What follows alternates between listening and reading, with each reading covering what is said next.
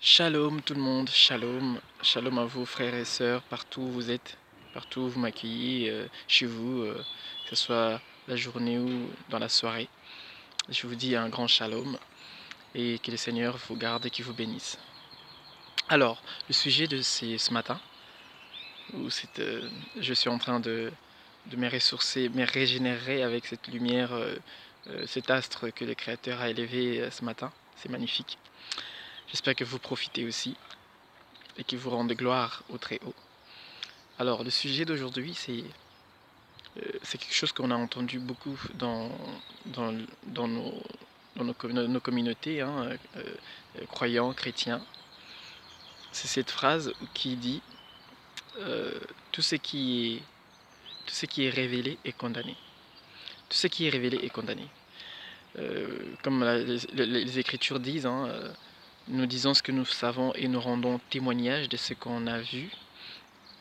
Personnellement, je l'ai vu, je l'ai vécu avec des frères et sœurs, où après un songe particulier, un songe où vous avez eu l'impression d'avoir perdu un proche, ou alors vous-même, vous étiez en danger de mort, ou quelque chose d'horrible qui s'est passé dans ce songe-là, vous aviez tout de suite les réflexes, soit les prier, et ensuite, quand vous avez le temps d'aller parler à un frère ou à une sœur, ou à la limite un responsable spirituel, votre pasteur, voilà.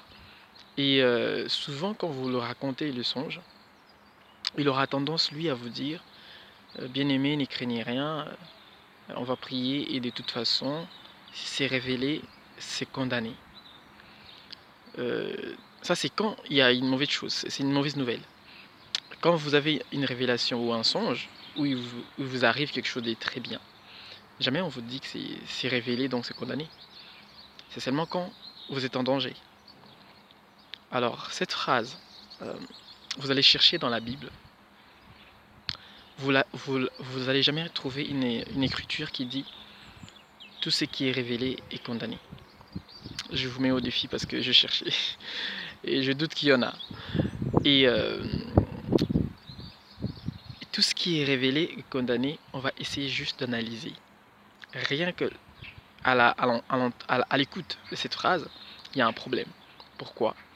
Parce que nous supposons, non, c'est pas le bon, c'est pas le bon mot. Nous savons que les Écritures, c'est une révélation. Les Écritures ont été révélées, c'est-à-dire que les auteurs ont reçu de la part du Très-Haut une révélation à un certain moment pour écrire, pour annoncer au peuple quelque chose.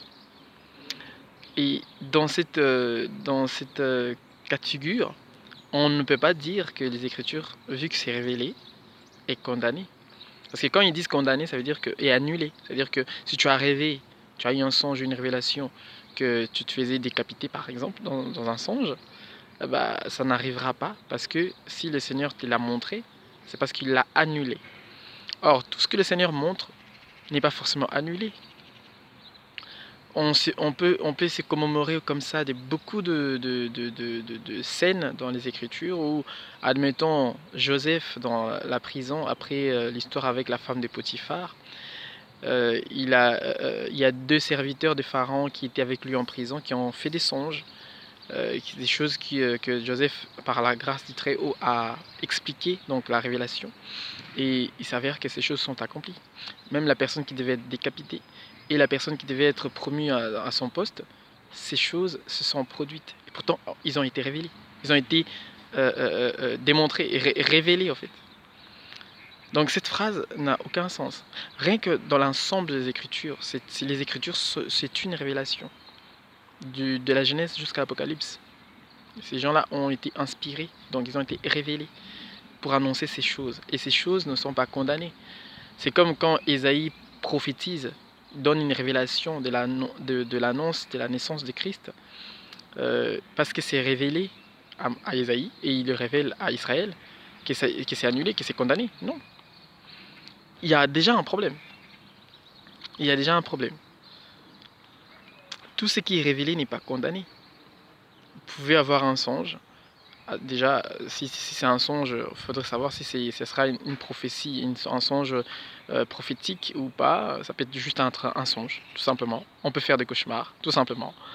Et voilà, cette phrase n'existe pas. Par contre, il y a, il y a un précepte dans les Écritures qui dit ce qui est révélé,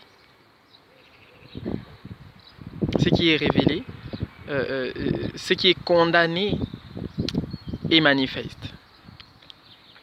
C'est des choses différentes. Entre ce qui est révélé et condamné, et ce qui est condamné et manifeste, c'est des choses différentes. C'est-à-dire que l'apôtre dit que condamner les choses, les choses du monde, les choses de ténèbres, le condamner, il faut le condamner dans la lumière. C'est-à-dire que quelqu'un a fait le mal, il faudrait le condamner, le faire manifeste dans la lumière.